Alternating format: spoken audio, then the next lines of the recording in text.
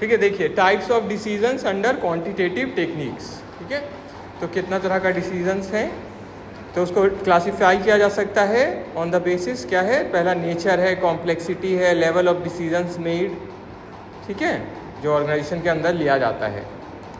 तो ये इन डिसीजंस, ये डिसीजन लिखा है leverage mathematical and statistical tools, मतलब यूज़ करते हैं उसको अच्छे से उपयोग करते हैं, किसके लिए, मतलब क्या यूज़ करते हैं, मैथमेटिकल और स्टैटिस्टिकल टूल्स सॉल्व करने के लिए प्रॉब्लम्स को सिस्टमेटिकली एंड एफिशिएंटली। ठीक है, एक सिस्टम से मतलब मेथड से और अच्छे से एफिशिएंटली, है ना। जो टॉपिक होता है उसको लिख लिया करिए कि आज ये टॉपिक हुआ, तो उससे ध्यान भी रहता है ना उस टॉपिक पर। ठीक है, फिर है स्ट्रैटेजिक डिसीजंस। स्ट्रैटेजिक डिसीजंस क्या हो गया हमारा, लॉन्ग टर्म, जैसे हम लोग करते आए हैं लॉन्ग टर्म डिसीजन को मेनली बोलते हैं, तो long term high impact decision जिसका प्रभाव ज़्यादा रहता है, वैसे डिसीजन जो डिफाइन करते हैं डायरेक्शन ऑफ एन ऑर्गेनाइजेशन। ठीक है, दिशा निर्धारित करती है ऑर्गेनाइजेशन का। तो क्वांटिटेटिव टेक्निक्स यूज़ किया जाता है सपोर्ट करने के लिए इन डिसीजंस को, कैसे एनालाइज करके डेटा और आउटकम क्या होगा, मतलब डेटा का विश्लेषण करके समझ के और ये देख के कि आउटकम क्या होगा उसका भी अनुमान लगाते हैं। एग्जाम्पल देखिए, एग्जाम्पल में लिखा हुआ है expansion into a new market. ठीक है, तो ये लॉन्ग टर्म का डिसीजन है क्योंकि नया मार्केट में जाएंगे तो थोड़ा देर के लिए तो नहीं जा रहे हैं, है ना। टेक्निक्स इसमें क्या क्या यूज़ होता है, फोरकास्टिंग जैसे टाइम सीरीज एनालिसिस, ठीक है, गेम थ्योरी पढ़ेंगे आप, सिमुलेशन ये सब आएगा कहीं तो देखिएगा। फिर टैक्टिकल डिसीजंस, टैक्टिक्स लगा रहे हैं ना, these are medium term decision. Medium term वाला डिसीजन है, स्ट्रैटेजिक वाला लॉन्ग टर्म था, ये मीडियम टर्म वाला डिसीजन है, इसको focused on achieving strategic goals.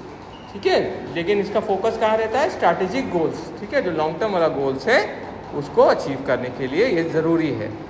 ठीक है, तो ऐसा डिसीजन जब हम लोग लेते हैं तो they involve allocating resources and optimizing operations, किस तरह से हम अपना संसाधन का आवंटन करें और अपना जो गतिविधि है, कार्य है, उसको कितना अच्छे से कर सके, है ना, efficiently.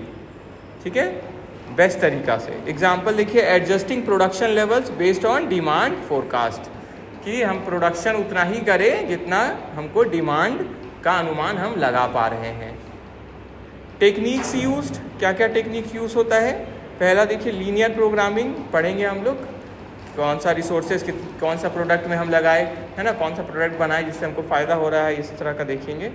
Inventory control models, EOQ वाला जो कल भी बात कर रहे थे हम लोग। Regression analysis for demand forecasting. ठीक है, तो जो जो टॉपिक्स आएगा उसको देखते जाएंगे हम लोग बाद में, जो भी डिटेल में आएगा। फिर ऑपरेशनल डिसीजंस, तो short term routine decision, short term वाला डिसीजंस है और रूटीन डिसीजंस है। ठीक है, डे टू डे वाला, इसका एम होता है डे टू डे ऑपरेशंस को मैनेज करना। क्वांटिटेटिव टेक्निक्स क्या इंश्योर करता है, एफिशिएंसी एंड इफेक्टिवनेस, काम हो जाए और अच्छे ढंग से हो जाए, इफेक्टिव रहे और एफिशिएंट रहे। ठीक है, ऐसे डिसीजंस में हम, ठीक है, तो जो मतलब डेटा मिलेगा उसके बेसिस पे हम निर्णय करें तो ठीक से निर्णय हो। एग्जाम्पल में देखिए, शेड्यूलिंग एम्प्लॉय शिफ्ट्स, कब हम शेड्यूल करें किस एम्प्लॉय को, या मैनेज करें इन्वेंट्री लेवल्स, वही EOQ वाला बात आ गया। टेक्निक्स क्या क्या यूज़ होता है, देखिए क्यूइंग थ्योरी, लाइन का वेटिंग लाइंस पढ़ेंगे हम लोग, ये आएगा आपका। फिर डिसीजन ट्रीज, ठीक है, डायरेक्टली डिसीजन ट्रीज आपके सिलेबस में नहीं है, पर ऐसे समझ लीजिए ये किसके लिए है, फॉर सेलेक्टिंग ऑपरेशनल ऑल्टरनेटिव्स। ठीक है, कौन सा ऑप्शन मेरे लिए ठीक रहेगा वो समझने के लिए। Network analysis, PERT CPM for projecting scheduling, for project scheduling, ये भी आएगा आपका, तो आगे देखिएगा। फिर सर्टेनिटी डिसीजंस जिसमें क्या है आपको पता है ना, decisions made under conditions where outcomes are predictable, आप रिजल्ट लगभग निकाल सकते हैं। ठीक है, कुछ इतना प्रोबेबिलिटी है, इतना ये होगा, इतना ये होगा। ठीक है, जैसे ordering inventory when demand is constant, अगर डिमांड एक जैसा है तो कितना हम एक बार में ऑर्डर कर ले। ठीक है, क्योंकि आपको पता है डिमांड तो मेरा इतना है, तो उसके हिसाब से हमको कितना ऑर्डर करना है। टेक्निक्स इसमें क्या यूज़ होते हैं, देखिए ब्रेक इवन एनालिसिस, जो आप लोग पढ़े भी हैं, मैनेजमेंट अकाउंटिंग में पढ़े थे ना, ब्रेक इवन। फिर लीनियर प्रोग्रामिंग भी इसमें आ गया। फिर नेक्स्ट देखिए रिस्क बेस्ड डिसीजंस, 5वां पॉइंट है। तो डिसीजंस मेड अंडर कंडीशन जहाँ आउटकम क्या है, अनसर्टेन है, क्या होगा रिजल्ट वो उतने अच्छे से आप अनिश्चित हैं उसके बारे में, लेकिन प्रोबेबिलिटी एस्टिमेट कर सकते हैं कितना चांसेस है वो। Example launching a new product based on market research, नया प्रोडक्ट ही लॉन्च कर रहे हैं, ठीक है, मार्केट रिसर्च के बेसिस पे। टेक्निक्स इसमें प्रोबेबिलिटी एनालिसिस, डिसीजन थ्योरी और सिमुलेशन मॉडल्स, ठीक है, सिमुलेशन शायद है आपका, जब आएगा तो देखिएगा।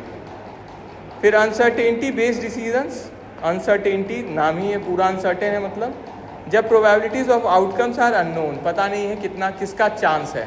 जैसे इससे पहले जो आया था रिस्क बेस्ड डिसीजन, उसमें प्रोबेबिलिटी थोड़ा पता था आपको, हाँ, कि अगर ज़्यादा अच्छा डिमांड होता है तो इसका 0.6 क्या है 60% मान लेते हैं चांस है, तो उसके बेसिस पे आप आउटकम तक ऐसे करके सोच सकते थे क्या है।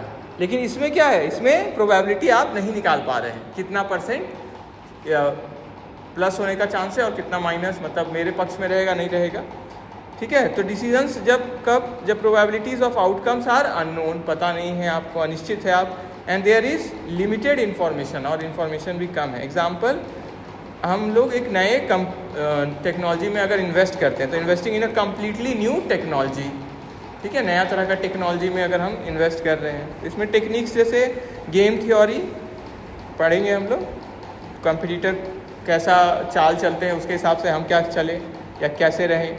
सेंसिटिविटी एनालिसिस, ठीक है, to evaluate variability of outcomes, ठीक है, कितना आउटकम में क्या फ़र्क पड़ रहा है, क्या, ठीक है, क्या रिलेशन है, वो सब देखेंगे, ठीक है। आएगा जो टॉपिक बाद में तो डिटेल में, अभी तो बस हम लोग मेनली इसको समझ रहे हैं क्या पॉइंट्स है। 7th में देखिए ग्रुप डिसीजंस, नाम से ही क्लियर है, ग्रुप में, ठीक है, when decisions involve collaboration among multiple stakeholders, मिल के डिसीजन ले रहे हैं।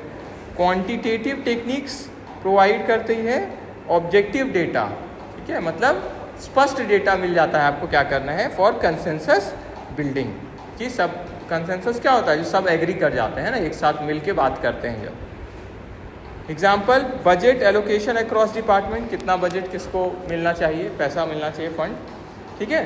Techniques used, weighted scoring models, analytical hierarchy process, शायद ये डायरेक्टली आपके सिलेबस में तो हमको नहीं ध्यान है कि है, ठीक है, तो अलग अलग इसमें भी पॉइंट्स हैं। फिर multi criteria decisions, multi criteria क्या हो गया, जिसमें एक से ज़्यादा लेवल पर हमको डिसाइड करना हो, या अलग अलग उसका क्या है, अलग अलग पॉइंट्स है। तो इसमें ये इन्वॉल्व, इसमें क्या होता है, सेलेक्टिंग द बेस्ट ऑल्टरनेटिव, हम लोग बेस्ट ऑप्शन का चयन करते हैं by considering multiple conflicting criteria, जैसे कॉस्ट को भी ध्यान में रखेंगे, टाइम को भी, ठीक है, या टाइम और क्वालिटी को, या कॉस्ट या क्वालिटी को, ये सब सोच के जब हम लोग कोई डिसीजन लेते हैं तो इसको क्या बोलते हैं, मल्टी क्राइटेरिया। एक क्राइटेरिया पे नहीं डिपेंड कर रहे, जैसे कोई बोले कि नहीं प्राइस जो कम होगा वही बस हम लेंगे, तो वो बस प्राइस पर डिपेंडेंट है, समझ में आया। कोई बोले कि हम प्राइस भी ठीक रहे और क्वालिटी भी ठीक रहे, तो अब एक से ज़्यादा हो गया, तो इसको क्या बोलेंगे, मल्टी क्राइटेरिया, ठीक है। हम लोग भी कोई सामान लेते हैं तो कभी कभी बोलते हैं ना, प्राइस तो कम है पर उतना मेरा यूज़ का नहीं रहेगा क्योंकि मेरा थोड़ा ज़्यादा यूज़ है, तो हमको क्वालिटी वाला भी चीज़ थोड़ा सा चाहिए, ठीक है। तो techniques use, multi criteria decision analysis, फिर linear and integer programming,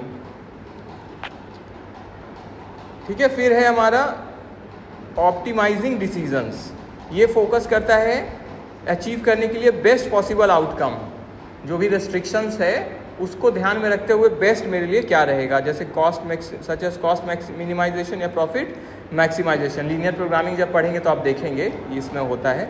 example, optimising transportation roots, कौन सा ट्रांसपोर्टेशन रूट से हम जाए तो आप लोग पढ़ेंगे, सब चैप्टर आएगा आपका। टेक्निक देखिए, linear programming, transportation, assignment models, ठीक है, तो ये देखेंगे हम लोग। फिर है फोरकास्टिंग डिसीजंस, ये रिलाई करता है, मतलब डिपेंड करता है किस पर, ऑन प्रेडिक्टिंग फ्यूचर ट्रेंड्स, कैसा रहेगा मेरा फ्यूचर में रुझान, जिससे हम अभी ही डिसीजन ले लें। जैसे वो एंटरप्रेन्योरशिप वाला एक प्रोग्राम हुआ था ना हम लोग का नीचे, वर्कशॉप वाला सा, तो उसमें जो आए थे इलेक्ट्रॉनिक दुकान वाले, वो क्या बोले, हम इसी ठंड में अगले गर्मी का क्या किए हैं, जो आने वाली गर्मी है उसके लिए कूलर और इसका ऑर्डर पहले ही दे दिए, ताकि अभी हमको सबसे कम में मिल जाएगा, क्योंकि ऑफ सीजन चल रहा था, है ना। तो वही कि अगर हम फ्यूचर का देख के अभी ऑर्डर कर दें तो क्या होगा, मेरा कंपटीशन में हम आगे रहेंगे।